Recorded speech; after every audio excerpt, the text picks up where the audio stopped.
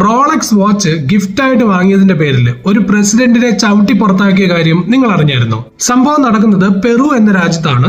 ഈ കഴിഞ്ഞ ഒക്ടോബർ 10 അവിടുത്തെ പ്രസിഡന്റ് ആയിരുന്ന ഡിന ബൊലുവാട്ടെ അവരുടെ പ്രസിഡന്റ് സ്ഥാനത്ത് നിന്ന് നീക്കം ചെയ്യുകയായിരുന്നു. ഇതിന്റെ കാരണം എന്താണെന്ന് പറഞ്ഞു കഴിഞ്ഞാൽ അവർ നടത്തിയിരുന്ന അഴിമതികൾ തന്നെയായിരുന്നു. പലപ്പോഴും അഴിമതിക്ക് കൈക്കൂലിയായിട്ട് ഇവർ വാങ്ങിയിരുന്നത് റോളക്സ് വാച്ചുകളും ആഡംബര ലക്ഷൂറിയസ് ഗിഫ്റ്റുകളും എന്തിന് ജ്വല്ലറി ഐറ്റംസ് ഒക്കെ ആയിരുന്നു.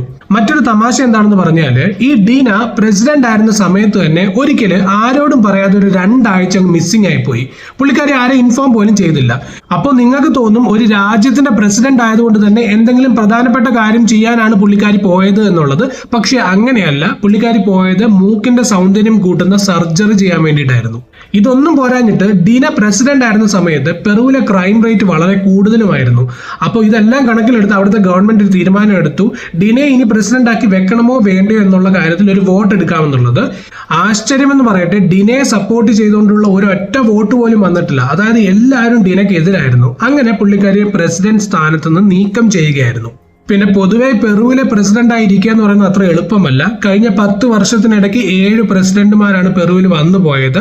ഡിനയ്ക്ക് മുമ്പുണ്ടായിരുന്ന പ്രസിഡന്റ് ഇപ്പൊ ജയിലിലാണ്, ഒരു ക്രിമിനൽ കേസിനകത്ത് പോയി. അതിനു മുമ്പുണ്ടായിരുന്ന പല പ്രസിഡന്റുമാരും ഇങ്ങനെ തന്നെയായിരുന്നു. എന്തിന് ഒരു പ്രസിഡന്റ് അറസ്റ്റിലാവും എന്നും മനസ്സിലാക്കിയ ഉടനെ തന്നെ ആത്മഹത്യ ചെയ്യുകയും ചെയ്തു.